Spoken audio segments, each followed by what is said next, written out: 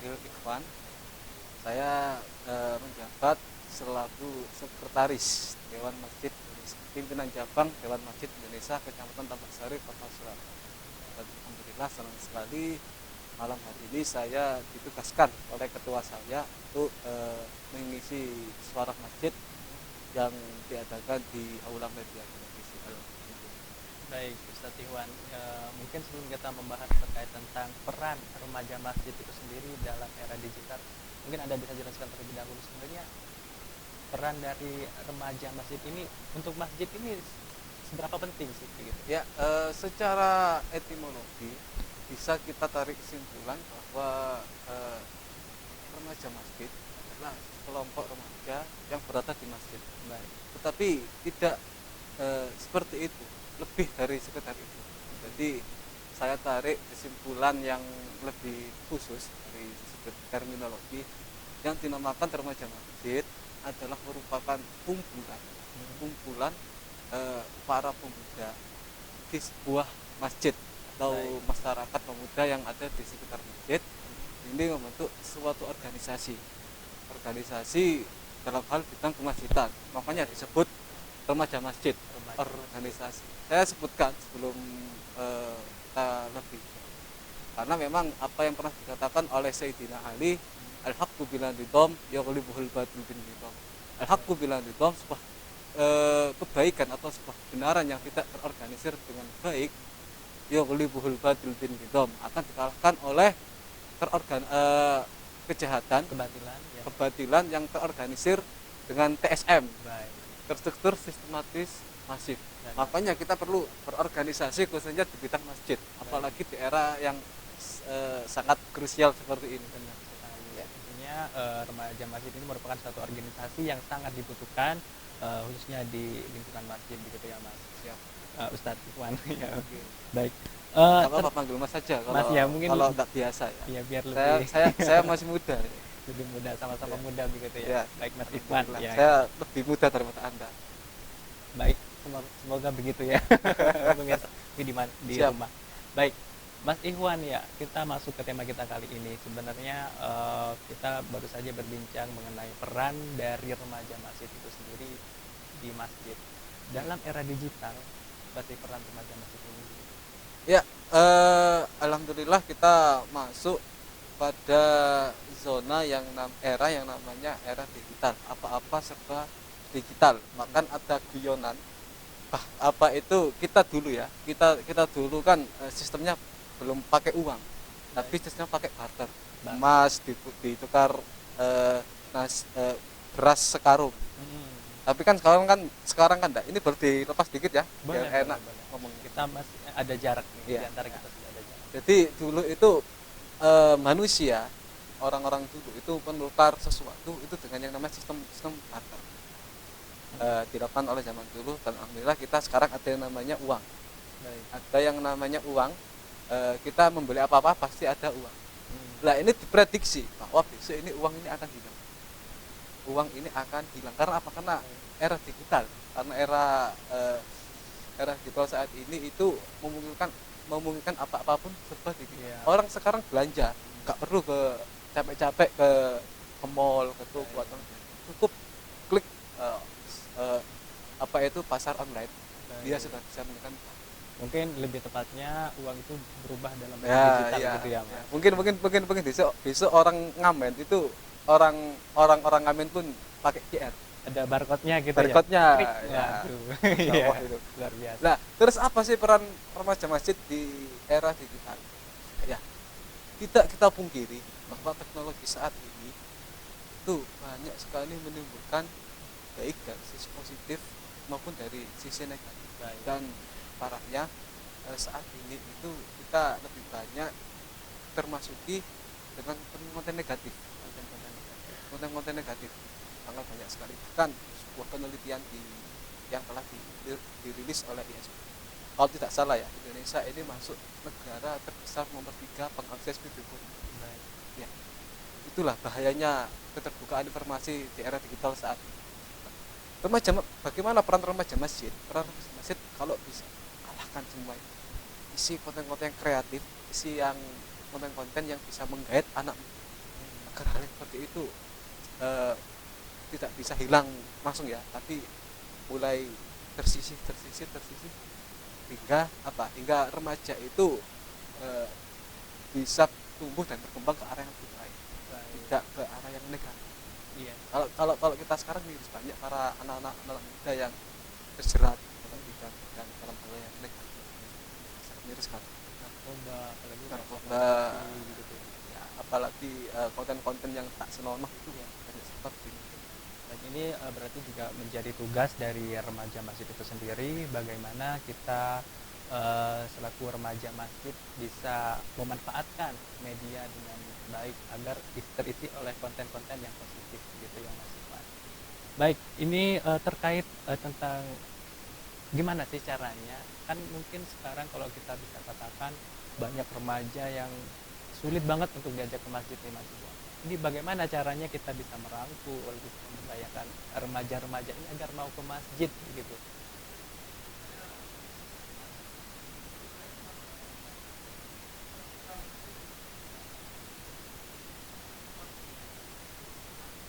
Mungkin bisa Anda jelaskan itu seperti apa?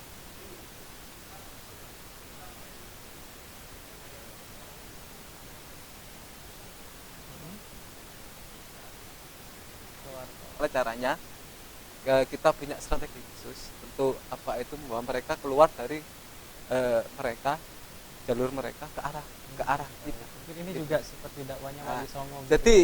Jadi apa itu sesuai kebutuhan ya. Kalau kalau Wali Songo kan kayak basunan derajat kan weh notatan marang wong kang wuta. Iya. Weh ono apa itu payung marang wong kang buta. Apa Jadi artinya itu itu, Mas? jadi itu kasihlah tongkat pada orang yang kehujanan. Kasihlah yupat apa itu tempat berteduh untuk orang yang sedang kehujanan. Jadi kita apa itu berdakwah atau mengajak seorang itu sesuai kebutuhan. Artinya dakwah itu tidak melulu di Tidak masjid. boleh. Tidak melulu di masjid. Tidak boleh sembarangan kita itu berdakwah serampangan. Dikit-dikit, oh salah. Tidak seperti itu dakwah itu. Lalu bagaimana cara mengajak mereka? Ya kita masuk, kita ajak mereka melalui jalur yang mereka apa itu suka. Kalau warkop ya ada, kita nongkrong ke warkop, kita ajak ngomong, kita ajak taklim pelan-pelan. Bagaimana sih kita ketika nikmatnya ketika kita beribadah gitu. Ketika kita menghidupkan masjid itu bagaimana? Secara pelan-pelan. Secara pelan-pelan, Tapi jangan jangan langsung sampai serampangan. malah kita nanti yang ikut mereka. Ya, itu filter itu. Iya, begitu ya. Baik. Terkait dari apa saja yang harus dilakukan Remas dalam memakmurkan masjid ini sendiri seperti apa, Mas Iwan? Ya, kalau tadi kan bagaimana kita bisa mengajak remaja-remaja yang saat ini mungkin sulit untuk kita ajak ke masjid karena memang salah dari kita sendiri mungkin dalam mengajaknya, kita kurang masuk ke dunia mereka begitu. Sementara ketika kita sudah aktif di dalam lingkungan masjid, ini bagaimana sih cara memakmurkan masjid yang diharapkan itu seperti apa?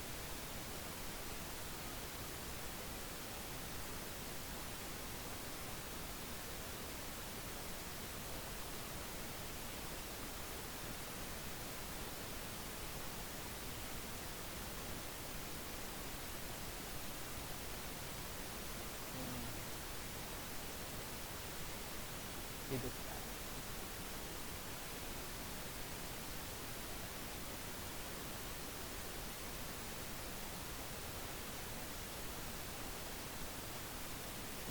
Baik.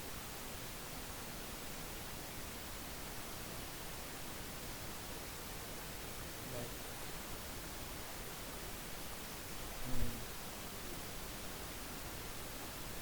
Masyarakat pun senang.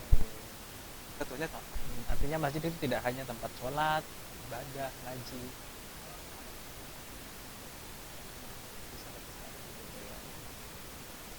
Lantas kegiatan seperti apa mungkin yang disukai anak muda? Mungkin biar mereka mau datang ke masjid gitu, Mas.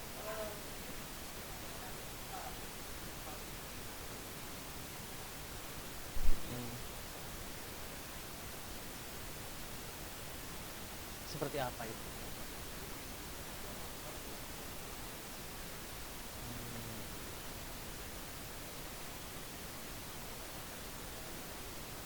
Vlog di masjid. ini masjid ini mempunyai keindahan, teksturnya bagaimana, menurut kayak apa. Artinya kita juga harus tahu ya apa yang dibutuhkan oleh teman-teman di luar sana begitu ya mungkin. Oke, kita akan lanjutkan di segmen berikutnya Mas Ivan, dan pemirsa jangan kemana-mana, Suara Masjid akan segera kembali.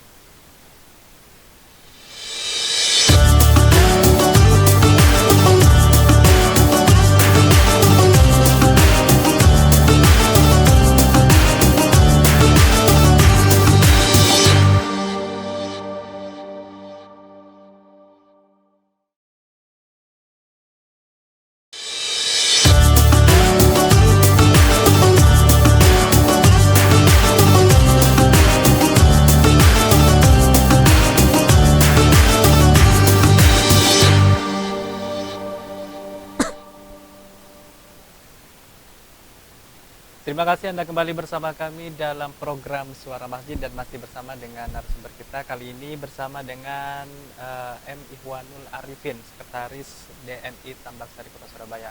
Baik Mas Ihwan, ya, kita akan lanjutkan terkait kegiatan-kegiatan apa saja yang disukai oleh anak-anak muda agar mereka tertarik untuk ke masjid begitu. Ya, banyak banyak yang bisa kita lakukan untuk menarik minat masyarakat di masjid. Salah satunya yaitu dengan pengembangan minat bakat. Saya yakin ketika itu dilakukan banyak para pemuda itu yang mau hadir di masjid. Contohnya tadi yang saya sebutkan, kita bikin konten kreatif ya, terus kita adakan game di masjid. Nah, game mungkin apa itu ya, kalau kita lihat di warung kan banyak orang-orang apa itu anak-anak itu kan kecil wis pesan es teh fokus di HP. Iya, fokus di HP. Nah, itu kalau kita bagaimana kalau kita mau menarik coba kita buat permainan yang ada di yang kita tempatkan di masjid, tapi tidak sampai melanggar batas-batas syariat yang ditetapkan oleh fikih. Apalagi sekarang ini mungkin dari remas sendiri ya, anak remas sendiri mungkin sebagian ada yang lebih suka nongkrong di warkop daripada di masjid, benar nggak? Iya benar ya. Saya sedih kenapa kok saat ini kok warung kopi lebih ramai daripada masjid. Itu bagaimana menurut Anda? Ya mau tidak mau itu terbangun dari diri kita sendiri, apalagi kita pahami bahwa masyarakat para remaja itu adalah yang jiwanya masih labil, belum bisa dewasa, belum bisa menguasai mental. Ya kalau hobi nongkrong di masjid ya itu kesadaran dari dirinya sendiri yang bisa memberikan tauladan ya, kita sebagai guru-gurunya. Kalau di rumah cukup orang tuanya, kalau di sekolah ada gurunya. Edukasi itu menjadi sebuah hal yang sangat penting. Mungkin saat ini tuh bagi remaja-remaja di luar sana yang masih belum tahu mungkin terkait tentang aktivitas apa saja yang ada di masjid, mungkin masih menganggap kalau di masjid itu mungkin masih ngaji, urusannya tentang ngaji, tentang ibadah, mungkin masih seperti itu gak masih, sehingga mereka itu enggan untuk ke masjid, lebih enak di warung aja nongkrong. Iya. Gimana misalkan kalau di masjid kita juga sediain kopi dan lain sebagainya itu? Iya, saya pernah datang ke masjid di sana itu sedia air, tapi ada kopi, ada es gitu. Jadi itu memang khusus untuk jamaah yang mungkin menyediakan dari tempat orang-orang jauh, istilahnya ngayomi lah, apa itu istilahnya, menghormati para tamu masjid. Itu mereka apa itu kehausan atau ingin ini apalagi anak zaman sekarang ya, harus ada kopi mungkin. Iya, mungkin satu lagi bisa. Apa wifi iya. Wifi ini tergantung dari masjid. Memang ada beberapa itu ada yang menyediakan wifi, itu ada. Ternyata ada. Saya pernah menemukan sebuah masjid di mana masjid tersebut juga menyediakan wifi, tetapi terbatas, tidak untuk mengakses hal-hal yang negatif, hanya untuk hal-hal yang positif. Mungkin ada wifi yang hanya menyediakan untuk mengakses permainan ngaji. Jadi ngaji tapi tetap dalam konsep permainan. Difokus dengan konsep permainan itu yang yang masih jarang di. Baik, tapi menurut Mas Iwan sendiri untuk kondisi saat ini apa yang Anda lihat dari masjid-masjid mungkin yang apa ya, seberapa penting untuk anak muda begitu? Ya, ini sangat variatif sekali bagaimana masjid itu welcome terhadap remaja. Ada kalau terhadap anak-anak itu ada yang sudah, kalau anak-anak kecil sholatnya di rumah saja, di sini rame saja, dan lain seperti itu. Karena apa? Karena ketika kita bilang seperti itu ke anak kecil, mereka akan tidak mau selamanya, Akan akan tersimpan tersimpan di memori mereka. Tetapi bagaimana para masjid itu bisa memanajemen para pengurus agar kalau ada anak kecil bagaimana sikap kita, bagaimana sikap Islam. justru nggak apa-apa ya mas, kalau misalnya kita bawa anak kecil dan anaknya nangis bahkan pipis di masjid begitu, nggak apa-apa ya? Nggak apa-apa, Nggak apa-apa. tidak masalah. Kan Tapi mungkin ada sebagian, ada marbot ya, di sana. sebagian dari takmirnya mungkin ada yang belum paham gitu mas, ini Iya. ngapain kalau ke masjid Ya. bawa anak kecil? Disinilah pentingnya apa itu pendidikan fikih terhadap para takmir masjid, karena memang kita akui beberapa takmir masjid itu sedikit ada yang kurang paham tentang fikih masjid. Baik. Jadi penting untuk apa ya, TNI untuk memberikan pendidikan tentang fikih ketakmiran, tentang fikih kemasjidan, agar takmir masjid itu supaya lebih mengerti. Baik. Oke, mungkin kita masuk ke teknologi lagi nih mas. Ya. Ya, berbicara tentang teknologi kan memang kita tidak dapat dipungkiri kedepannya akan terus harus mengikuti perkembangan dari teknologi, apalagi dari Remas sendiri di masjid begitu. Bagaimana sih Remas ini dapat memanfaatkan teknologi untuk memakmurkan masjid ini? Ya, alhamdulillah kita sekali lagi beruntung ya, perkembangan teknologi hingga saat ini orang bisa mengakses apapun, dari YouTube banyak, dari IG juga banyak, dari sisi kajian. Lalu alangkah baiknya kalau remaja masjid itu kita arahkan untuk membuat konten-konten Islami, Baik. membuat konten-konten yang mana ketika mereka membuat konten itu bisa menjadikan mereka apa itu berpahala, mengandung pahala daripada dosa. Terus kan mending membuat konten yang berisi pahala, sehingga apa, sehingga seumpama ketika mereka tiada tetapi konten itu masih ada, akan menjadi amal jariah. Kita kan nggak tahu umur kita sampai berapa kan, mati kan nggak harus tua, orang kan nggak tahu kapan mati. Bisa saja yang apa itu beberapa orang ada yang meninggal karena apa. Lebih baik kita lakukan hal yang positif, yang mana hal tersebut akan menjadikan amal jariah kita. Baik. Mungkin selain konten-konten yang dibuat tadi, ya mungkin konten-konten Islami, mungkin ada beberapa remaja mungkin yang kurang tertarik, mungkin bisa dikatakan seperti itu ya, kalau kita berbicara buat remaja-remaja yang sukanya mungkin nongkrong atau main, mungkin itu kurang menarik. Lantas apa yang harus dilakukan agar kita bisa mengget mereka, bisa merangkul mereka begitu dari konten-konten itu tadi?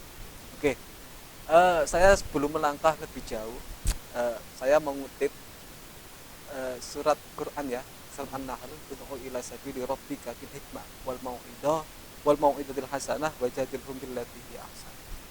Ud'u ila sabili rabbika billati ud'u ila sabili rabbika bil hikmah. Serulah kepada Tuhan, serulah kepada apa itu jalan Tuhanmu.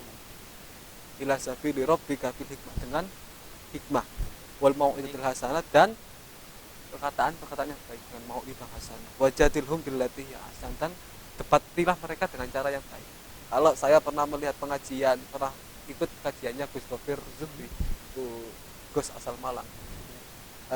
Ketika membaca ayat ini, mereka Gus Dofir itu membagi 3 karakter manusia.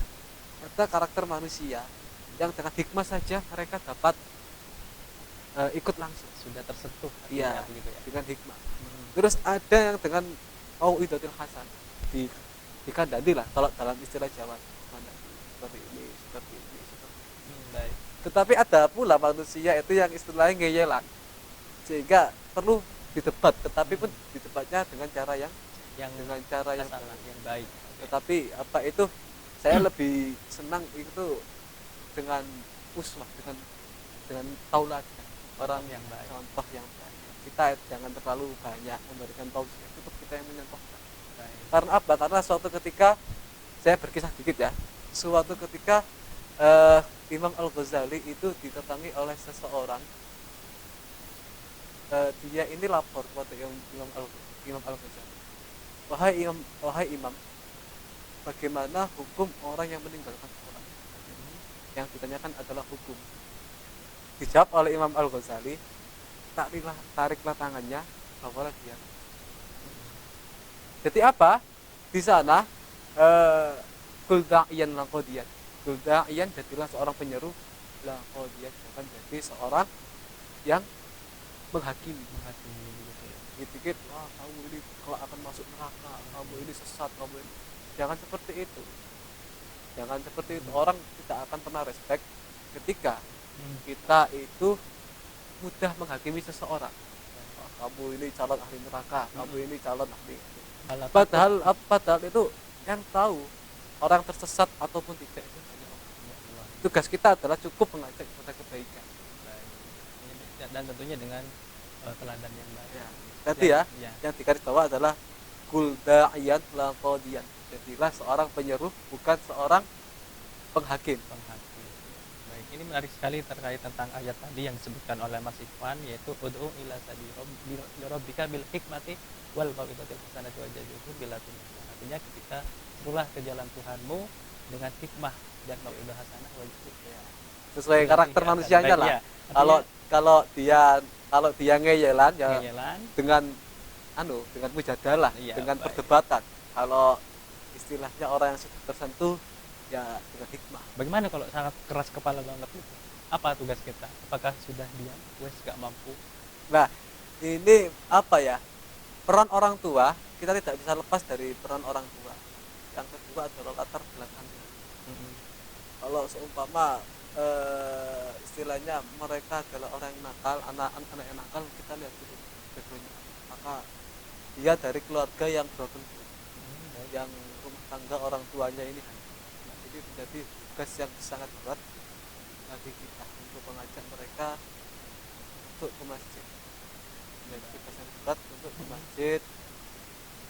Kita harus sesuai porsi. Kalau sangat nakal, ya bagaimana sih cara kita membuat mereka masuk pelan-pelan, jangan langsung ayo ditarik lalu aku lanjut, jangan seperti itu. Baik, menarik sekali Mas Iwan, kita akan lanjutkan di segmen berikutnya, dan pemirsa jangan kemana-mana, Suara Masjid akan kembali.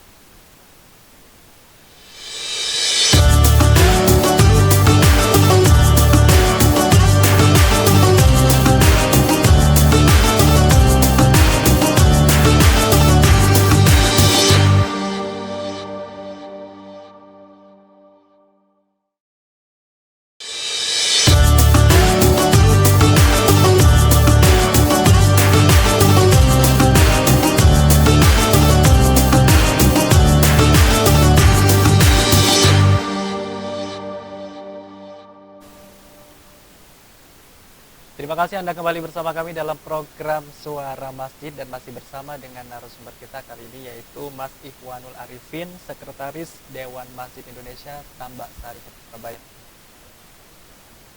Ini terkait berbincang-bincang dengan kontribusi apa saja sih yang harus dilakukan Mas ini selama COVID ini gitu. Kontribusi apa saja yang dilakukan oleh masjid di era pandemi saat ini? Banyak sekali ya. Masjid sebagai sebuah sarana tempat kita beribadah, baik entah itu ibadah, tempat pendidikan ataupun tempat lain sebagainya. Ini kan pasti butuh yang namanya apa itu ketika di masjid. Saya langsung contoh saja ya daripada saya menjelaskan. Baik.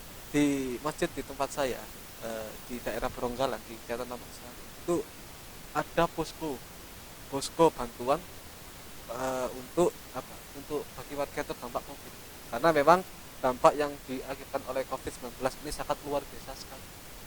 Bahkan ada yang sampai di PHK karena memang apa itu karena memang kondisi yang force major yang sangat mengapa itu sehingga banyak karyawan yang harus di PHK. Ini yang sangat menjadi apa itu sangat menjadi beban bagi masyarakat. Nah, tidaknya ketika masjid ini apa itu peran remaja masjid, kalau kita tidak bisa apa itu gimana ya, cukuplah kita membantu meringankan beban mereka yang awalnya sedih bingung mau besok makan apa. Di sini peran remaja kita bisa apa itu remaja masjid ini bisa mengumpulkan para donatur dari yang agniya. Agniya itu orang-orang sugih, orang-orang yang berpunya, bisa mengumpulkan, bisa diberikan, kasihkan pada orang-orang terdampak.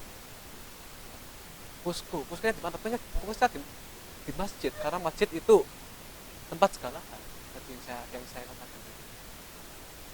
Nah,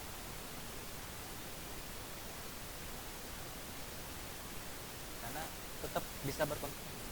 iya, apalagi di saat pandemi seperti ini adalah saat yang paling baik untuk kita berbagi. Saya itu pernah disampaikan, lalu masih kenapa katakan ya ini apa ini selama era pandemi ini nggak bisa beli beras. Saya pun juga seperti itu. Ya hati itu gimana ya Allah kok sampai kayak seperti ini. Warga yang mungkin rumahnya di Iya, kan ada berita yang sampai datang ke anggota dewan kayak apa itu sambatan suaminya nggak kerja dipecat, terus bingung menghidupi anak, menghidupi bagaimana di sekolahnya bingung karena ini sudah miris. jadi momen buat teman-teman remaja masjid membuka donasi, Berikan bantuan menghibur lah ya, iya baik. menghibur. Tapi kalau tidak bisa menghibur jangan sampai membuat mereka bersedih, itu yang perlu digarisbawahi. Baik Mas Iwan, mungkin kita akan masuk ke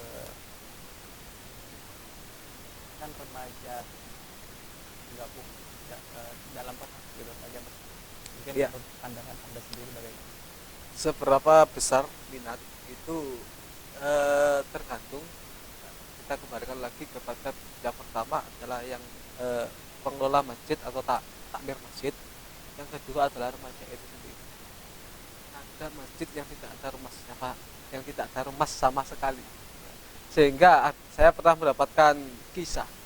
Jadi ketika orang tua ini masjidnya besar, Baik. tetapi tidak ada remajanya, bilang begini, ini sambat ya antara orang tua dengan orang tua pengurus masjid. Ini masjidnya besar, sudah bagus, tapi kalau kita sudah tiada ini masjidnya bagaimana? Ya karena dia cerita pada apa itu orang yang bingung juga. Ya akhirnya dia bilang cuma gini, ya udah, sampean enggak usah bingung, kita jual saja masjidnya. Daripada sampean bingung. Baik. Ya, Bahkan mirisnya lagi nih Mas Iwan, saya pernah lewat di suatu masjid, masjidnya megah bagus ya. cuman yang azan waktu itu kok udah sepuh, udah Nah. batuk gitu, ini remajanya kemana begitu Ya ya. itu yang menjadi miris Iya. sekali. Ya karena mau tidak mau kita akui bahwa anak saat ini itu lebih banyak menghabiskan waktunya, yang pertama di sekolah, yang kedua di luar rumah. Ya. Lalu bagaimana menari apa itu seberapa besar?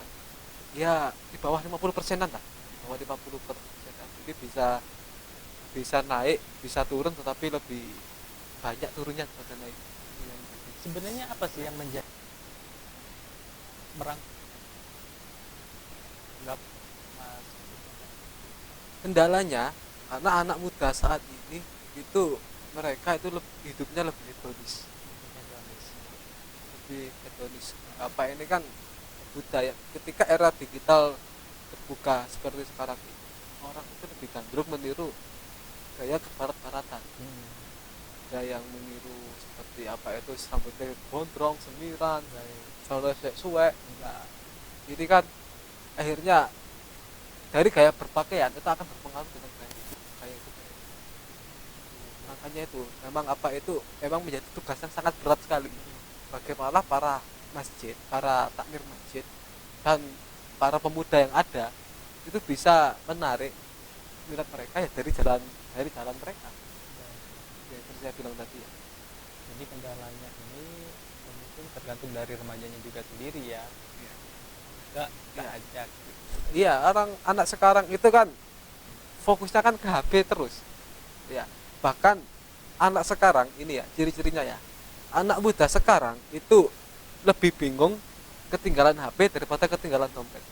Kalau ketinggalan dompet dia masih tenang-tenang saja. Tapi kalau ketinggalan HP wis bingung karepe dhewe. Dia bingung.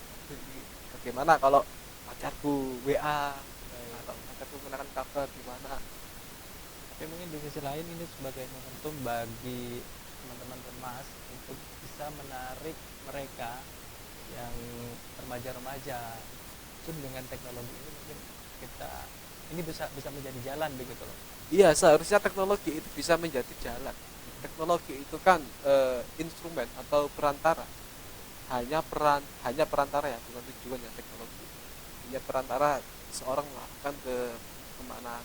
Kalau dulu kita kenal istilah buku adalah jendela dunia, kitab adalah jendela dunia. Maka kita sekarang terbalik bahwa HP adalah jendela dunia. Capek.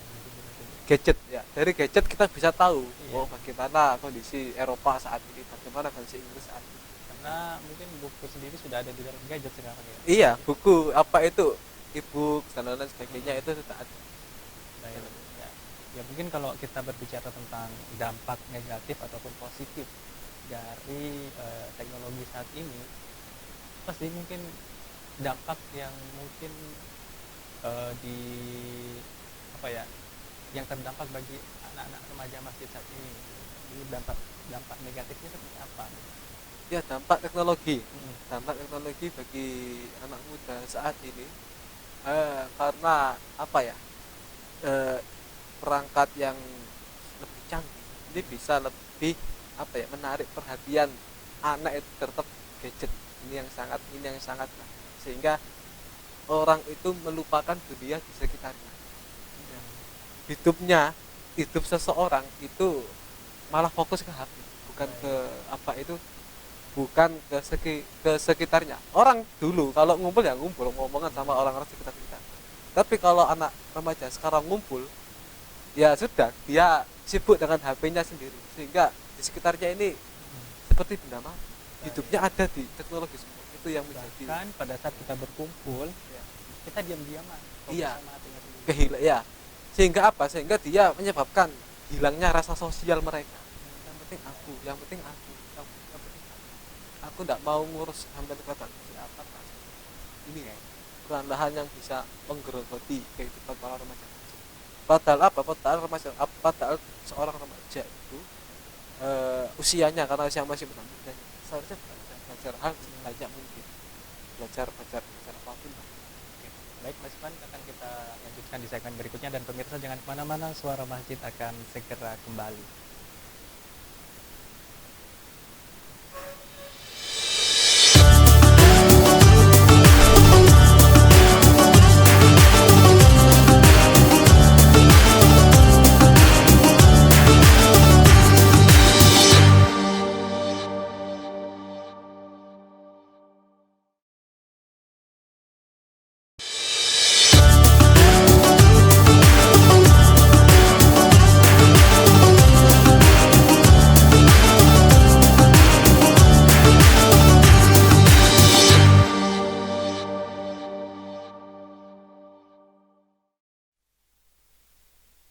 Bersama kami dalam program Suara Masjid, dan masih bersama dengan narasumber kita kali ini, bersama dengan Mas Ikhwanul Rifin, Sekretaris Dewan Masjid Indonesia Tambak Sari Kota Surabaya. Baik, Mas Ikhwan, akan kita lanjutkan nih. Mungkin bagaimana sih cara menumbuhkan rasa semangat buat remaja di luar sana mungkin agar bisa lebih cinta terhadap masjid? Ya, gimana cara semangat? Kita kalau bicara tentang bagaimana cara menumbuhkan semangat, itu kembali lagi ke kita, kembali lagi kepada guru-guru. Makanya pendidikan agama itu menjadi sangat penting sekali. Pendidikan agama pasti komposisinya pasti ini sebagai ini sebagai Allah. Kalau Allah itu gimana sekarang? Nah, itu kepada apa itu kepada guru-guru mereka.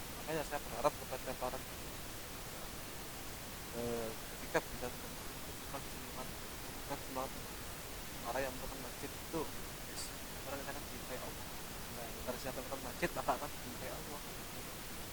Itu yang menjadi sangat penting bagi apa itu remaja saat Berarti apa namanya, bagaimana cara mereka agar semangat itu juga dari guru-gurunya iya dari memberikan. ya pendidikan itu menjadi poin penting di dalam kehidupan orang benar orang orang benar orang antara apa itu dan tanda kutip belum benar itu tergantung guru. Kalau gurunya benar insya Allah muridnya benar. Baik. Itu, Sementara ya ilmu itu kan apa itu kalau kita dalam bahasa pesantren ilmu itu kan ada sanad, tergantung gurunya itu mengambil sanad dari siapa, sanad dari siapa. apalagi sanadnya dari Mbak Google gitu. Nah itu yang menjadi sangat bahaya sekali. Nah, tidak jelas itu. Iya. Makanya lebih baik pendidikan terbaik adalah pendidikan pesantren kalau saya. Benar sekali, karena memang mungkin banyak teman-teman di luar sana yang saat ini hanya dengan referensi Mbah YouTube atau Mbah Google mereka sudah berani berfatwa Iya. tanpa ada filter begitu. Ya, makanya saya selalu bilang kepada teman-teman yang junior kalau sampean nggak tahu apa-apa ada yang ahlinya kepada kiai sampean yang memang istilahnya sambung sampai nanti pada ustad, tapi jangan pada ustadzah nanti Wah. suaminya marah-marah nanti Ya, kalau benar. bertanya pada ustadzah. Ya. Baik Mas Ikhwan, ini mungkin kalau kita lihat dari sisi pengurus masjid sendiri, bagaimana sih mereka itu cinta dan semangat untuk bermasjid? Karena pernah ada suatu kejadian, mungkin kita itu ada memang yang namanya laki-laki dan perempuan memang dilarang ya kayak terlalu berdekatan, tapi dari pengurusnya sendiri itu terlalu mungkin agak terlalu berlebihan sehingga ditegur, kamu jangan di sini gitu. Sebenarnya sikap yang seperti apa sih yang harus dilakukan oleh pengurus masjid itu? Ya, tadi, Ketika ada satu pasang kekasih mungkin pergi ke masjid. ya kita kembali kepada ayat tadi untuk ilah sabi rob dikasih hikmah Ya. karena wajah itu berlagi biasa. Karakter orang itu jangan langsung dibuat kamu jangan seperti tapi dengan mau ibadah hasanah dengan itu kata ya ini banyak laki-laki di sini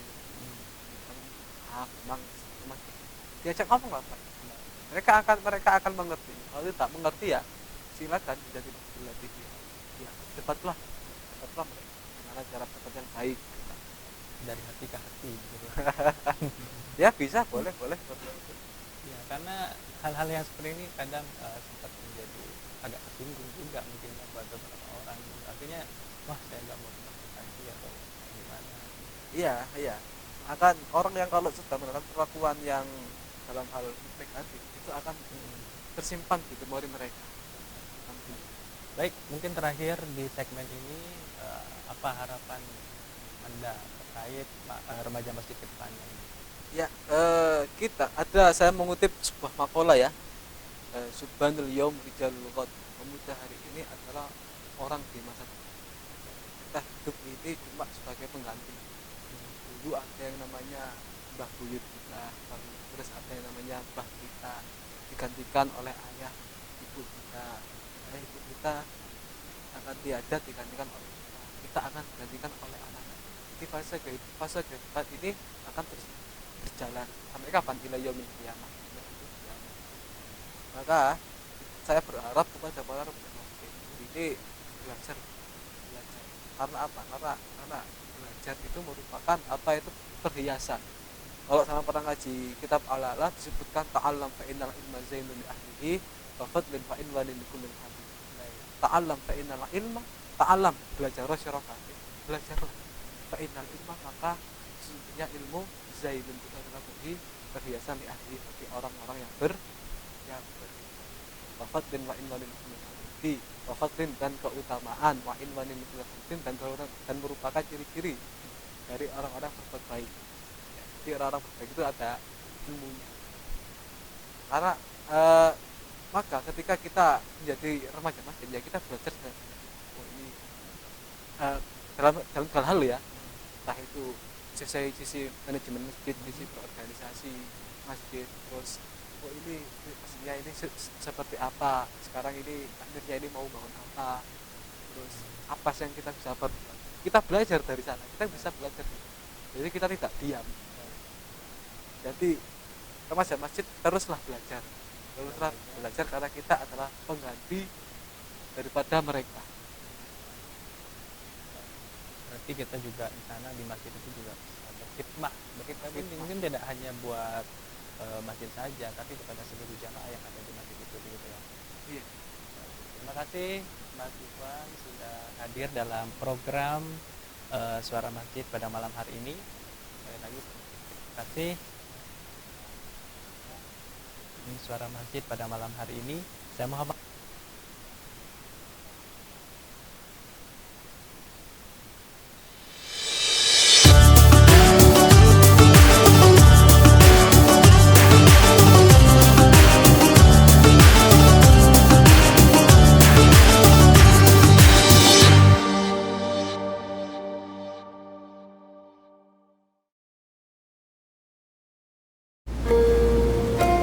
Setiap pagi, harapan baru datang menyinari. Bersiaplah, angkat secangkir semangat, kopi kapal api. Mulailah beraksi, menyatu dalam kebersamaan, lampaui masa depan. Hirup aromanya. Temukan inspirasinya. Berkolaborasi dalam secangkir kopi kapal api untuk menciptakan semangat, membuat kebebasan di luar batas.